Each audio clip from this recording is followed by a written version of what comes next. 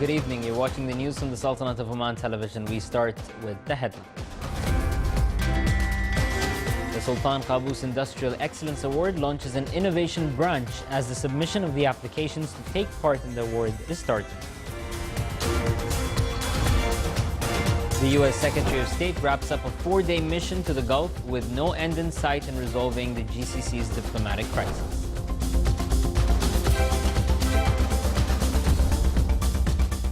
The United Nations says the conflicting parties in Yemen are responsible for spreading the cholera as it calls the international community to increase the humanitarian assistance.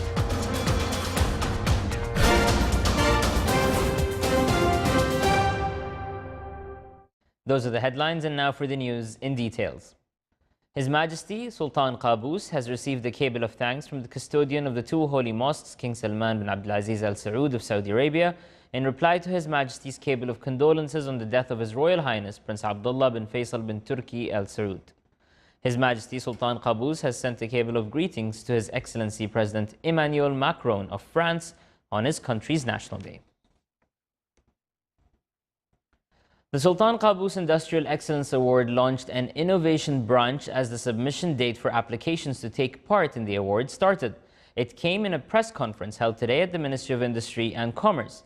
The winners will be unveiled on the 9th of February 2018 in coincidence with the Omani Industry Day. The award aims at recognizing factories whose performance has been outstanding and encouraging them to continue improving their performance.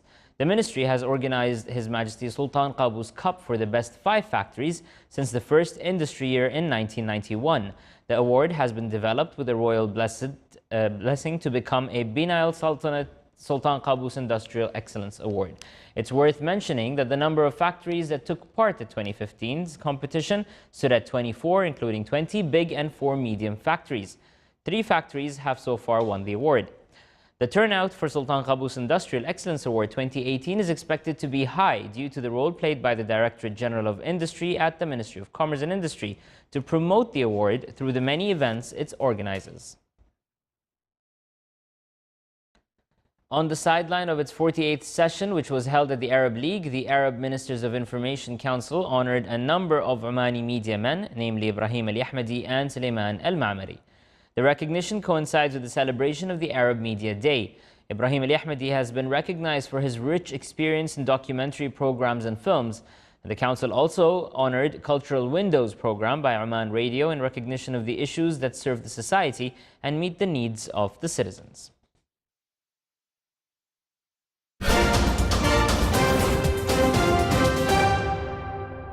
The U.S. Secretary of State Rex Tillerson met with Kuwaiti Foreign Minister Sheikh Sabah Al-Khalid Al-Sabah today after days of negotiations in Saudi Arabia and Qatar on the Gulf crisis. Excuse me. Kuwait has been acting as a mediator in the standoff, which saw Saudi Arabia, UAE, Egypt and Bahrain cut diplomatic ties with Qatar. Tillerson's travels have so far not led to any signs of breakthrough in an increasingly entrenched dispute. He later today returned to Qatar on a shuttle diplomacy tour and met with Qatar's foreign minister as part of a final round of talks, wrapping up a 4-day mission to the Gulf with little sign of progress in resolving the diplomatic crisis pitting Saudi Arabia and its allies against Qatar. The UN Special Envoy for Yemen, Ismail Ulud Sheikh Ahmed, warned today that conflict in the Arab nation is intensifying daily, with terrorist groups expanding, 14 million people in desperate need of food, and the worst cholera epidemic in the world. He called on all parties to act for the sake of peace. Yemen has been engulfed in civil war since September 2014. Meanwhile, UN humanitarian chief Stephen O'Brien said the warring parties should feel deeply guilty at driving a worsening conflict that has exposed millions of Yemeni civilians to unfathomable pain and suffering, including 7 million people now on the cusp of famine and more than 320,000 suspected cholera cases. O'Brien said suspected cholera cases have been reported in nearly all the country's districts and at least 1,740 people have already died. The $2.1 billion humanitarian appeal for Yemen is only 33% funded, and the response to the cholera epidemic requires an additional $250 million, of which $47 million has been received. One of the biggest icebergs on record has broken away from the Antarctica, creating an extra hazard for ships around the continent as it breaks up. The 1 trillion ton iceberg measuring 5,800 square kilometers calved half away for the Larsen C ice shelf in Antarctica sometime between July 10th and 12th, said scientists at the University of Swansea and the British Antarctic Survey. The iceberg, which is roughly the size of the U.S. state of Delaware or the Indonesian island of Bali, has been close to breaking off for a few months. The iceberg, which is likely to be named A68, was already floating before it broke away, so there is no immediate impact on sea levels. But the calving has left the Larsen C ice shelf reduced in area by more than 12%.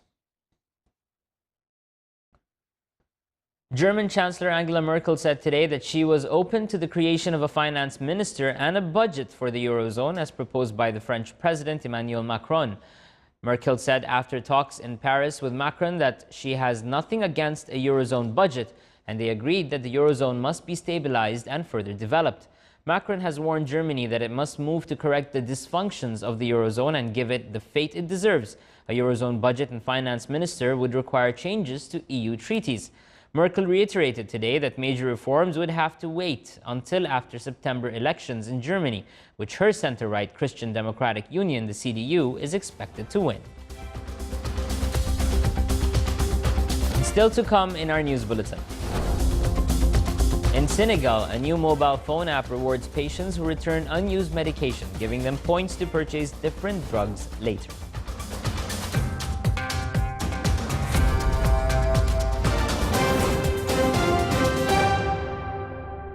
حرارة الصيف وشمس حارقة تبعث فينا المسير مهللة البشرى بمبسم الطفل وأصالة الإنسان لتختلط بادية الرمال بالواحات الغناء نحو نسمات بحر وشلالات عين ماء بين الجبل والسهل تزهر البسمات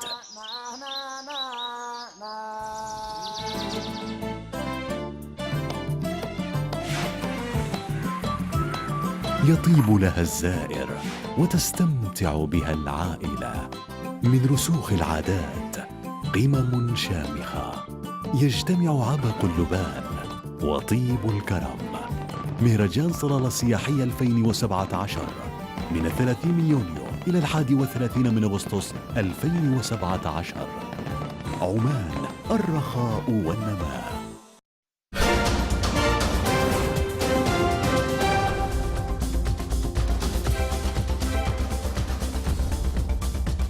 Welcome back to the news from the Sultanate of Oman television. The Oman Human Rights Commission discussed the proposal of the third human rights convoy to the governorate of Al Buraimi, which is scheduled for next October. The convoy aims at spreading human rights culture, introducing efforts of the Commission to develop cooperation among the civil society and government institutions in the governorates with regards of human rights fields. The Commission discussed in its second meeting, chaired by Honorable Abdullah bin Shuain Al-Hosni, the proposal of devoting the celebrations of this year's Human Rights Day to talk about the rights and duties of expatriate workers and the legislation and laws that guarantee them the exercise of their rights on the land of the Sultanate.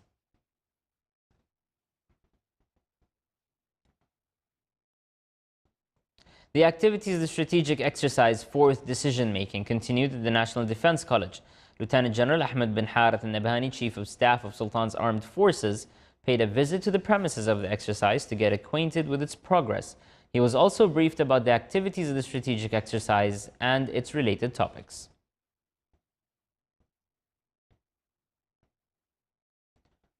The national transporter of the Sultanate is looking forward to open new European destinations to Amsterdam, Madrid and Rome. This came in a statement to Oman Radio and television by Paul Gregorowicz, CEO of Oman Air. He also added, currently, we cannot deny that there are some economic challenges in the Gulf. Our first mission today is to increase the number of frequencies to our existing destinations.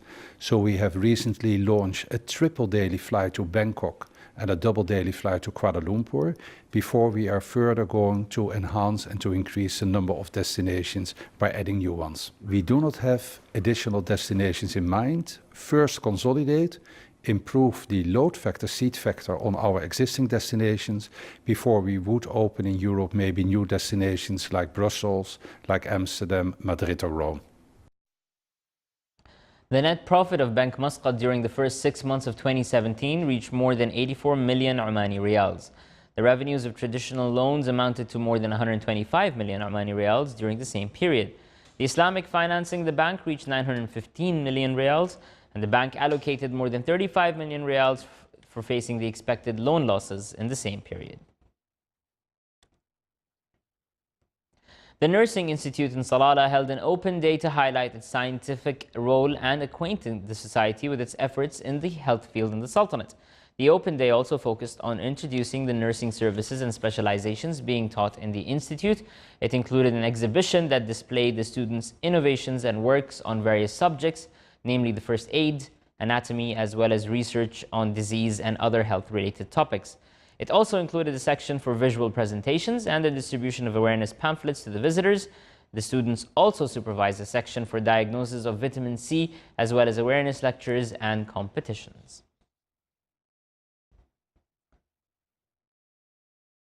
Senegal is a country where many lack access to medicine, and yet perfectly good drugs are going to waste. That's one of the things that a startup app, Joko Sante, is trying to tackle, as well as the scourge of counterfeit drugs. At this health centre in Senegal, it's the patients themselves who are restocking the shelves.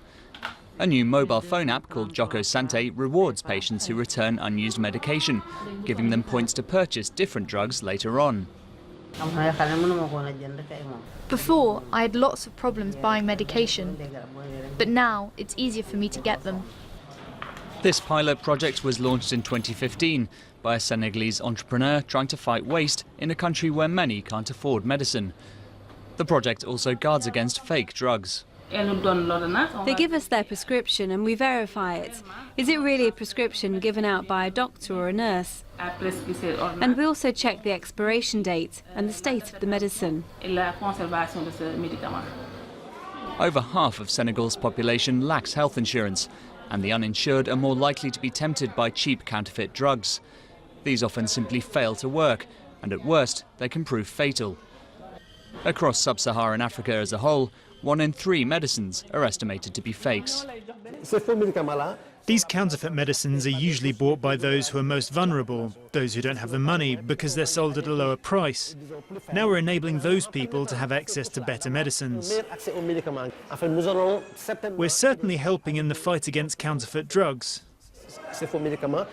For those who can't afford to buy drugs, the Joko Sante app also allows brands to sponsor drug purchases. That system is being piloted in a children's hospital near Dakar, while the government is considering the whole Joko Sante system for a national rollout.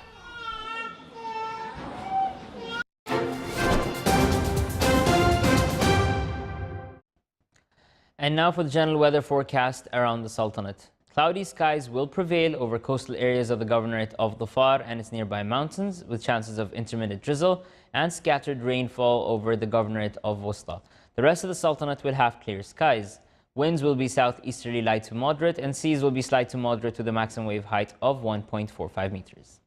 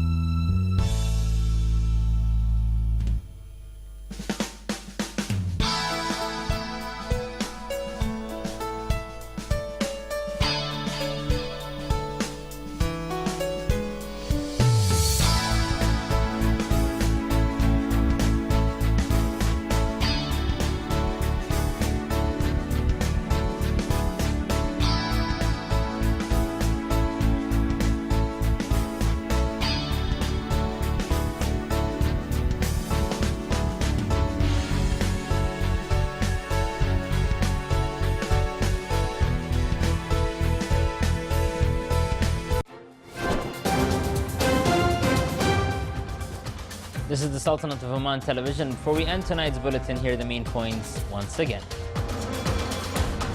The Sultan Qaboos Industrial Excellence Award launches an innovation branch as the submission of the applications to take part in the awards starts. The U.S. Secretary of State wraps up a 4-day mission to the Gulf with no end in sight in resolving the GCC's diplomatic crisis.